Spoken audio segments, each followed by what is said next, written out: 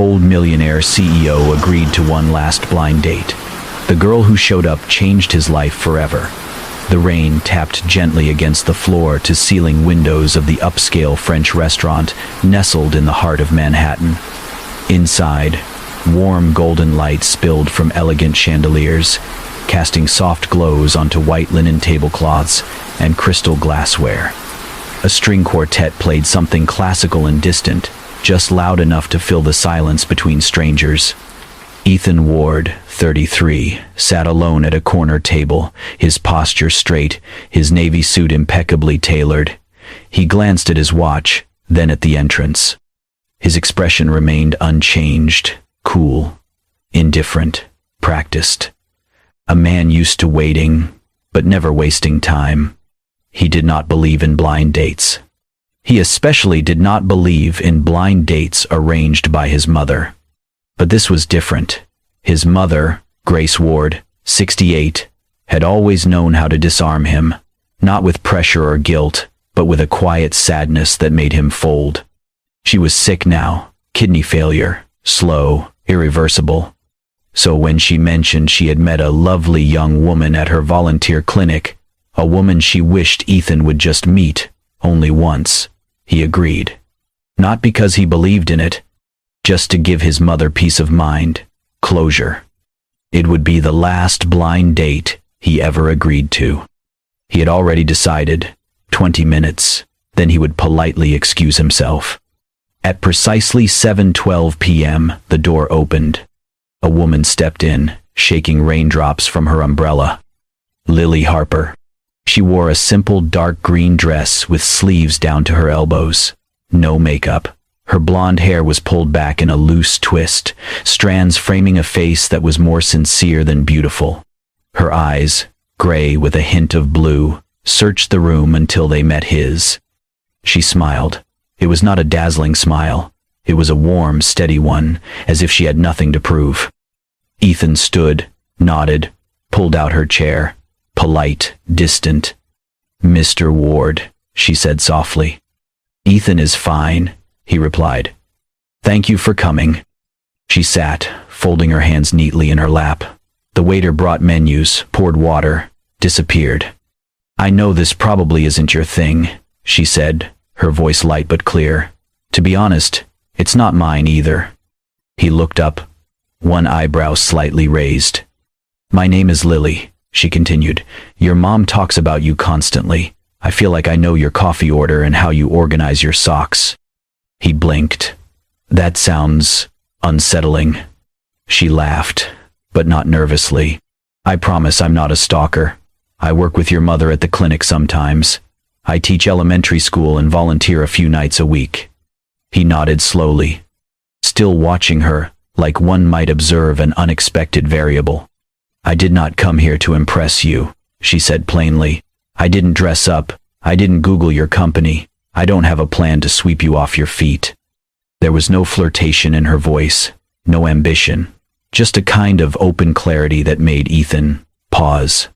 "I came because your mother asked me to," Lily finished, "and I trust her judgment more than I trust dating apps or fate." Ethan stared at her for a moment longer. Something in her honesty, her total lack of pretension, unsettled his carefully guarded instincts. This wasn't how these things usually went. Most people performed. And yet, here she was. He glanced once more at the door, out of habit, not hesitation. Then he leaned back slightly in his chair, and stayed. The silence between them lingered for a moment after the waiter left. Outside, the rain had softened into a misty drizzle, blurring the city lights like a watercolor painting. Lily looked up, folding her hands gently on the table. "So, Ethan, what exactly does a day in the life of a CEO look like?" Ethan's lips curved slightly, not quite a smile. "You mean before or after I cancel meetings, fire someone, and read 30 emails about things I already said no to?" She laughed, genuine, light, without the usual edge of trying too hard. "I knew there'd be emails. There are always emails." He found himself studying her. Most people asked that question to be polite. She asked it because she was curious, and he could tell the difference. "And you?" he asked. "Teaching third grade. That can't be peaceful." She grinned. "It depends on your definition of peaceful. If peaceful means 28 children arguing about whether Pluto is still a planet, then yes, very." He chuckled under his breath, surprised at how easily the sound came. "It's exhausting sometimes," she admitted, "but I love it. Kids are honest, raw even. They don't care about appearances or status. They just want to be safe and heard." Her eyes lit up as she spoke, not in a performative way, but like the light came from somewhere deep and quiet inside her. "They trust you?" Ethan asked. "They trust whoever shows up and stays." He didn't expect that answer. It sat with him, heavier than he thought it would. "Some of my kids come to school hungry," she continued softly. "One of my boys eats half his lunch and saves the rest for his baby sister. Another girl sleeps through math because she's up all night caring for her mom." Ethan's fingers tapped once against his glass, then stopped. "What do you do when you can't fix any of that?" he asked. "I do what I can," she said simply. "I make sure they feel seen. I listen. I remind them they matter." Her voice didn't tremble, but it didn't need to. The weight of her words was enough. "And when that's not enough?" She smiled, a little sadly. "Then I still show up the next day." He sat back slightly, the line hitting him somewhere personal, somewhere he hadn't let anyone touch in a long time. "You know," she added, reaching for her water, "my biggest dream isn't anything grand. I just want to make sure every kid in my class gets breakfast before math." That stopped him. Not because it was dramatic, but because it wasn't. No talk of promotions, no big ambitions, no empire to build, just breakfast. For children. Before math. Ethan looked at her, really looked. His world was built on leverage, on outcomes. Her world was built on presence, on enough.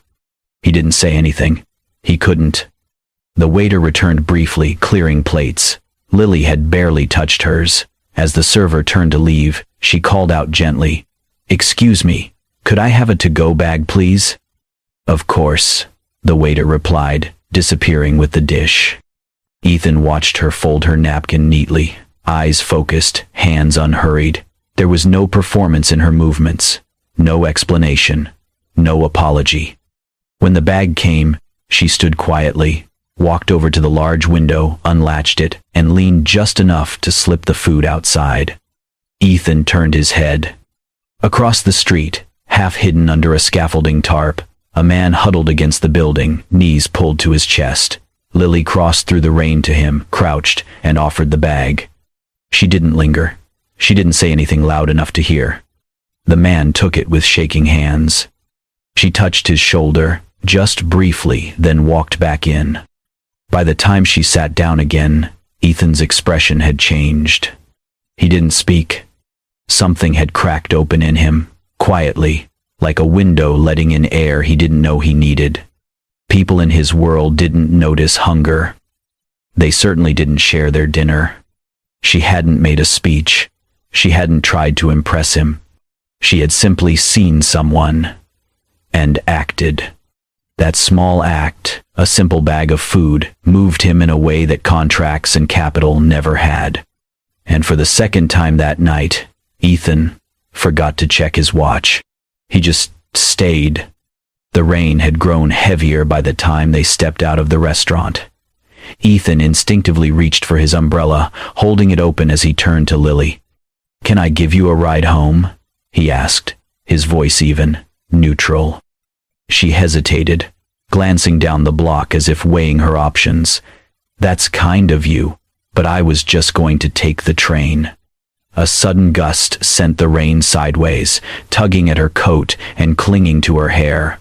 Ethan didn't push. He simply stood still, holding the umbrella over both of them. Lily let out a breath. "Okay, maybe just this once."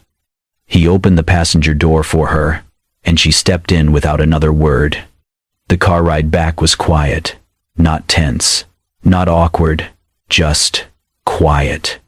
Ethan drove, eyes on the road, but mind elsewhere. Lily sat beside him, her hands folded in her lap, eyes watching the city melt behind raindrops. She didn't fidget, didn't check her phone, didn't talk to fill the silence. She just sat, calm, present. It was oddly disarming, and, to Ethan's surprise, he found himself glancing at her in the mirror longer than he meant to. He dropped her off at an old brick building. She turned to him with a quiet smile. "Thanks for the ride, Ethan.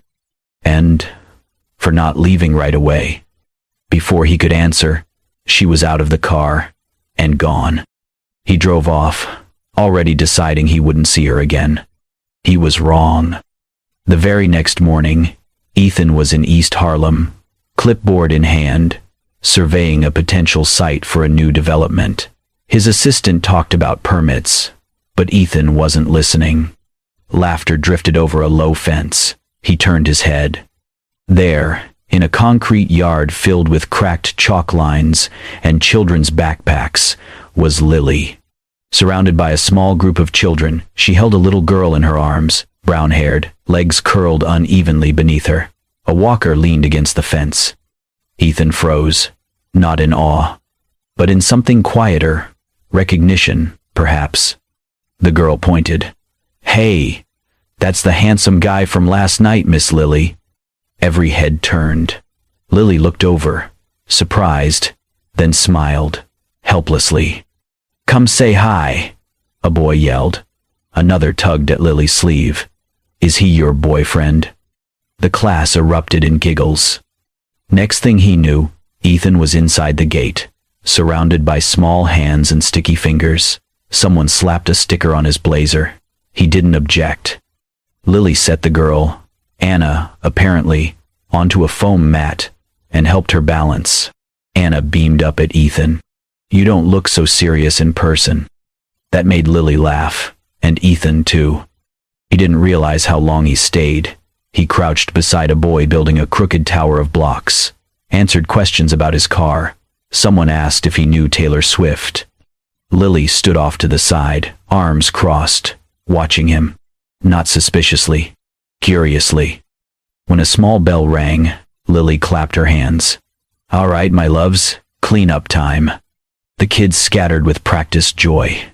Ethan rose, brushing grass off his coat. He reached into his pocket and pulled out his wallet. "I'd like to make a donation," he said, holding out a few bills. But Lily stepped forward, laying a gentle hand on his. "I don't take money from people who think they can buy their way into this." Her voice wasn't harsh, just firm. Ethan paused, caught off guard. She met his eyes. "If you want to help, really help, then show up, be real. These kids aren't here to make you feel better about yourself." There was no bitterness, just truth. Slowly, Ethan tucked the money back into his coat. The kids were watching. He felt their eyes, and for the first time in a long while, he felt humbled. She had drawn a line, not to push him away, but to protect something sacred. And he understood. "Okay," he said softly. Lily nodded and turned to help Anna inside.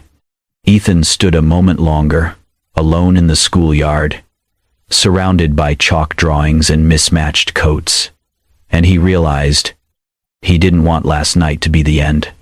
Ethan hadn't intended to look into her.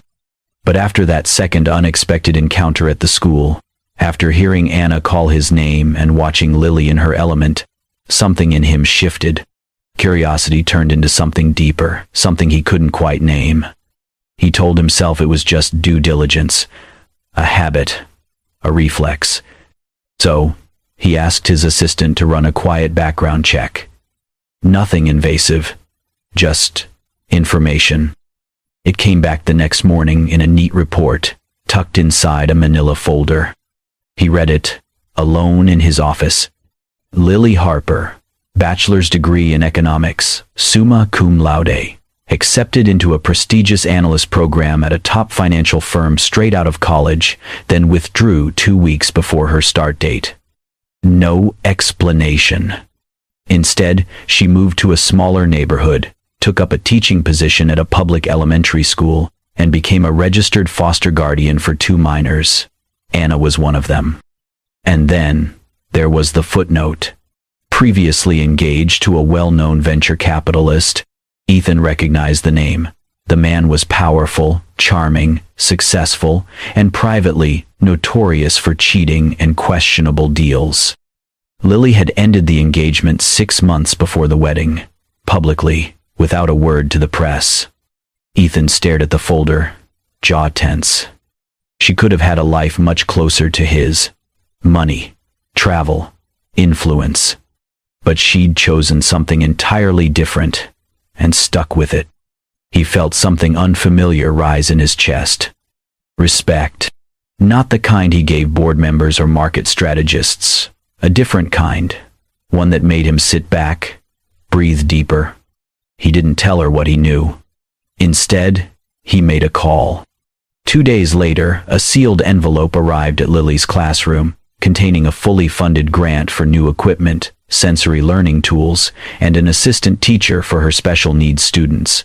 It was issued by a private education foundation. No name, no credit. He assumed she would accept it quietly. He assumed wrong. Later that week, she showed up at the front desk of his office building. No appointment, no call, just her and a folded envelope in hand. Security called him upstairs. He came down immediately.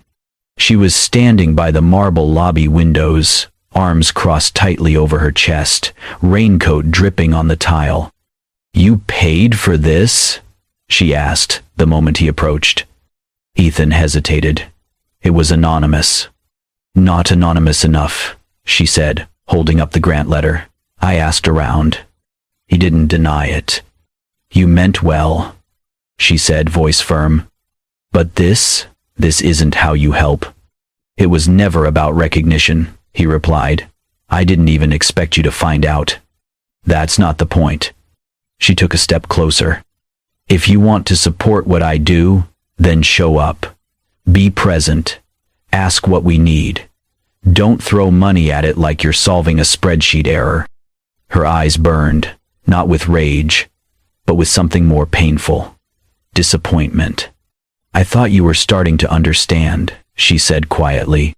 Ethan stood still, hands in his pockets, feeling the weight of her words settle into his chest.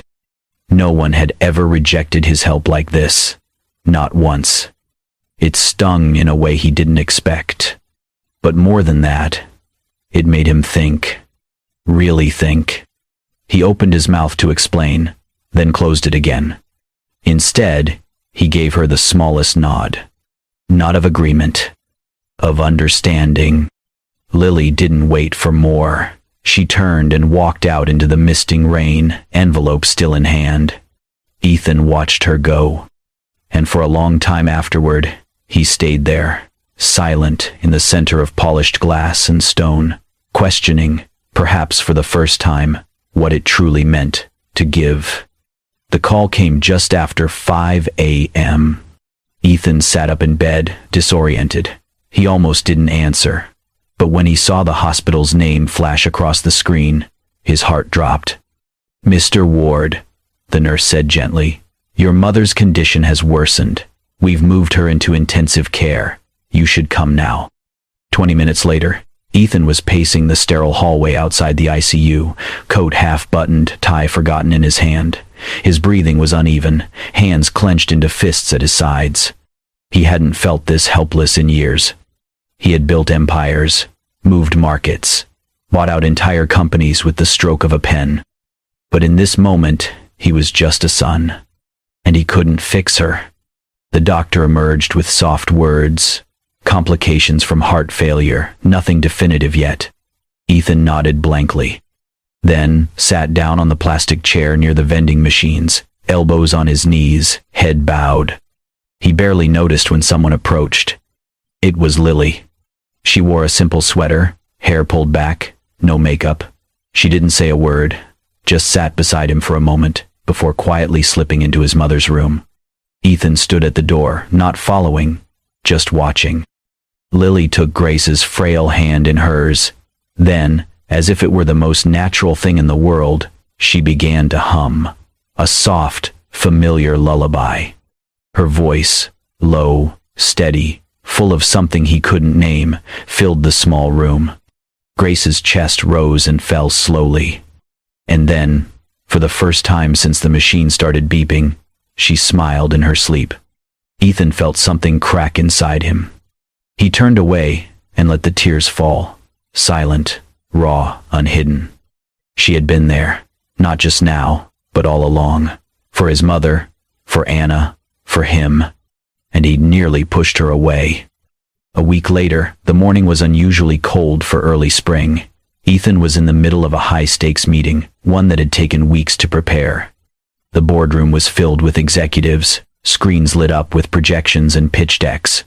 His phone buzzed once, then again, and again.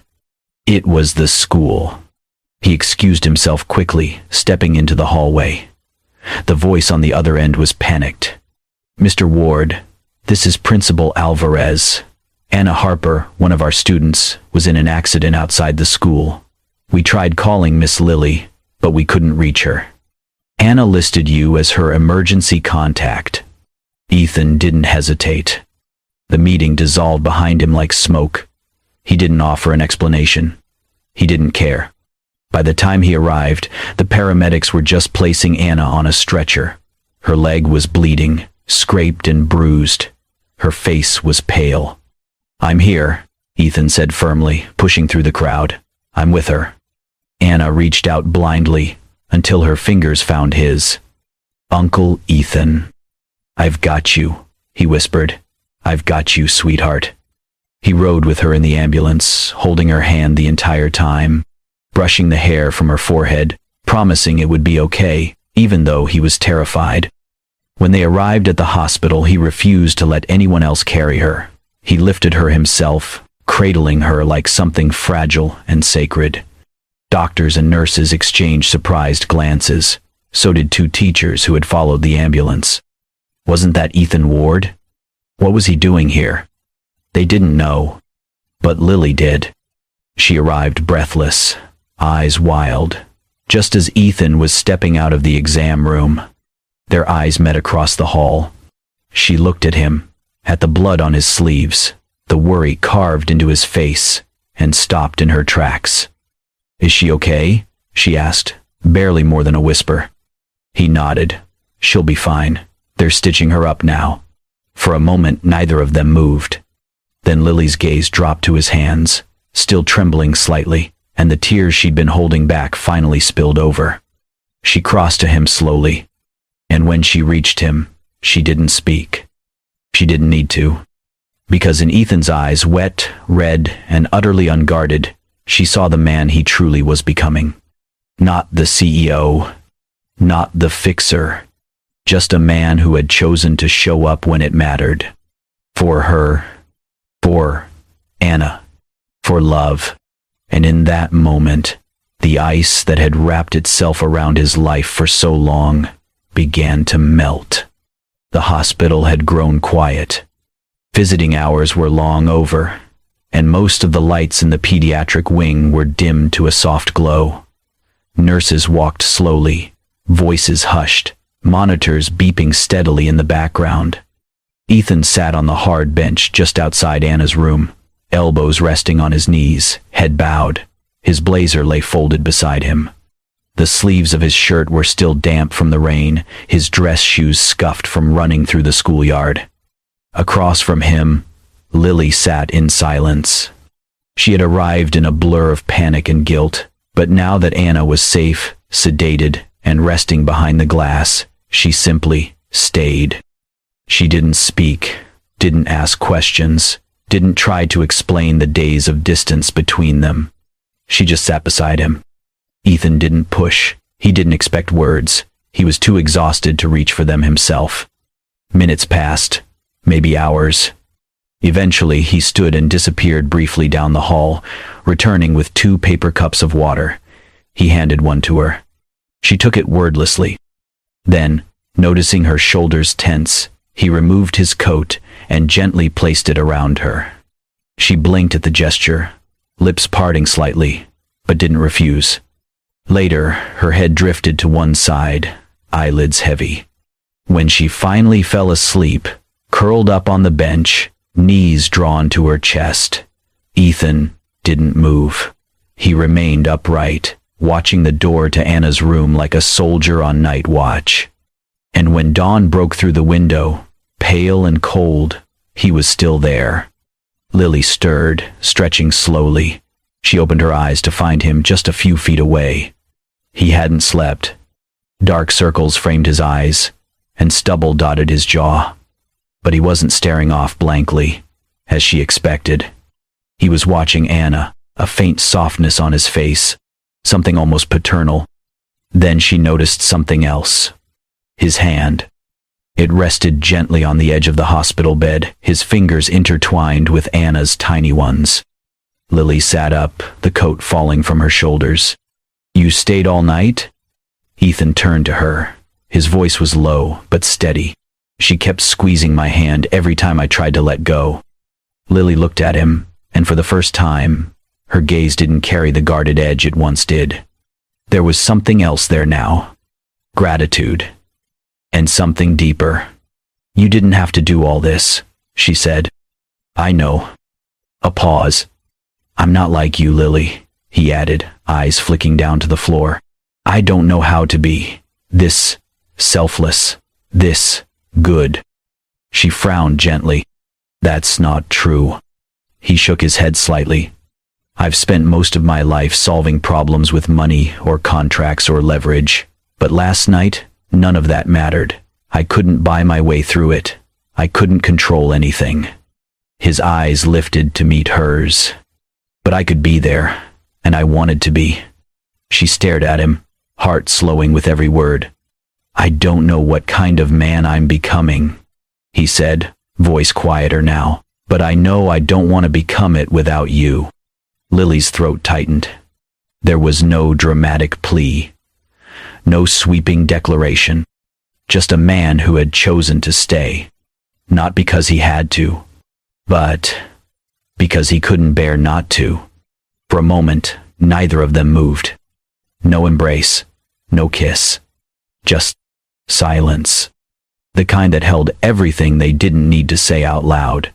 And in that silence, something fragile but unbreakable began to form between them. The beginnings of trust, of healing, of something that might finally resemble love. Anna stirred behind the glass, shifting in her sleep. Ethan looked toward the door again, his hand still in hers. And Lily looked at him, not as a powerful man or a broken one, but as the one who had stayed when it counted, the one who had been enough. Without saying another word, she reached for his other hand and held it. That was all. The event was held at a newly renovated community center, once an abandoned warehouse, now transformed into a bright, open space, filled with artwork, folding chairs, and curious reporters. A large banner stretched across the front of the room. Equity in education. A vision for every child. Ethan stood at the podium, dressed in a dark blazer, no tie. He looked calm, composed, but there was something new in his posture, a quiet pride that hadn't been there before. Beside him stood Lily in a navy dress, hair pinned back loosely. She wasn't there for appearances. She hadn't even wanted to attend at first. But Ethan had asked her, not as a symbol, not as a gesture, but as a partner. When the crowd settled, Ethan began. "Ladies and gentlemen," he said, voice carrying with natural command, "thank you for being here. Today isn't about my company or my investments or any headline. It's about something that started very small, and someone who reminded me that small things matter." There were murmurs, camera clicks, pens poised midair. I've spent most of my life building things," he continued. "But lately, I've realized the most important things don't get built with contracts. They get built with care." He glanced at Lily. "And with courage." Reporters shifted, a few raised eyebrows. This wasn't the Ethan Ward they knew.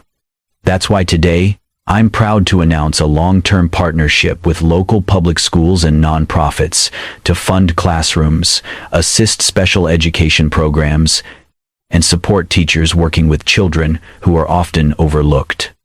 Applause rippled through the room. "But this isn't just about funding," he added. "It's about listening. It's about showing up." He turned slightly, extending a hand toward Lily. "And it's about learning from people who show up every single day." Gasps stirred when Lily stepped forward. Ethan looked directly at the cameras. "This is Lily Harper," he said. "She's a teacher, a community leader, and the reason I remembered what it means to care beyond convenience." Lily's cheeks flushed. She didn't speak. She didn't need to. The pride in Ethan's voice said everything.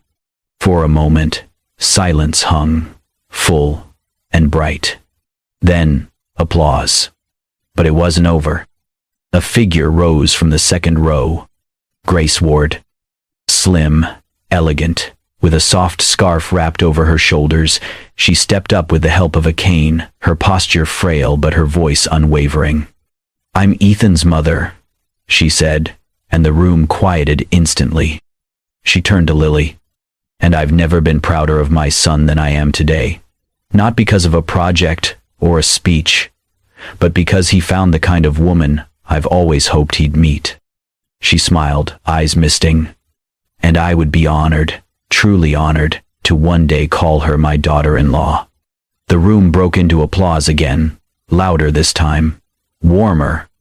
Lily looked at Ethan, overwhelmed, tears welling up in her eyes. He leaned closer, just enough that only she could hear. "I thought that blind date would be the last one of my life," he whispered, voice laced with tenderness. "I never imagined it would be the beginning of everything." Lily laughed through her tears, brushing one away quickly. She didn't need a ring. She didn't need a stage. She just needed this. Him, standing beside her, no longer hiding. And for the first time, under flashing lights and watching eyes, they stood as something whole. Together, 1 year later, the once forgotten lot behind the school had transformed into a beacon of hope, its new name spelled in painted letters across the gate. Lighthouse Community Center. It was a place of laughter now, of learning, of second chances. Children ran across the courtyard, their backpacks bouncing, their laughter echoing through the wide-open space. Inside, classrooms buzzed with music and stories. Outside, in the gentle shade of an old oak tree, Lily sat on a low bench, a picture book open in her lap, as a circle of wide-eyed kids leaned in. Across the yard, Ethan was crouched down, giving a piggyback ride to a small boy with untied shoes and a contagious giggle. Ethan's face was sun-kissed, more relaxed than anyone had ever seen it. He didn't wear a suit anymore. Today, it was jeans and a rolled-up shirt, his sleeves stained with paint from helping the kids finish a mural on the east wall. Anna, now 7, stood nearby, singing proudly in front of a small crowd of parents and teachers. Her prosthetic leg, decorated with glitter stickers, caught the sunlight as she moved. She held the microphone with confidence, no longer the quiet child who once whispered from behind Lily's skirt. On a stone bench, at the edge of the garden, Grace Ward watched it all. She looked healthier, still thin, still fragile, but with color in her cheeks and brightness in her eyes. She sipped warm tea, wrapped in a shawl, smiling, as if every wrinkle on her face had been carved by joy. Later that afternoon, as the sun dipped toward the horizon, Lily returned to the classroom to tidy up. While straightening the cubbies, she noticed something inside the wooden desk drawer, an envelope. Her name was written in Ethan's unmistakable handwriting. She opened it.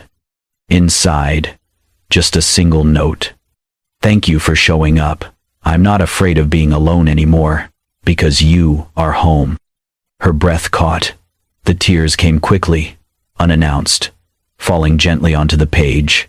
That evening, as golden light bathed the garden behind the center, close friends gathered under string lights and white paper lanterns. The smell of wildflowers and lemon cake floated through the air. There was no grand ceremony, no press, no fanfare. Just children, laughter, and love. Lily stood at the altar in a soft cream dress, barefoot on the grass. Ethan faced her in a linen shirt, his hands slightly trembling as he held hers. They didn't need vows written on paper. Everything had already been said, in sleepless nights, in shared silences, in the way he looked at her now. As he slid the ring onto her finger,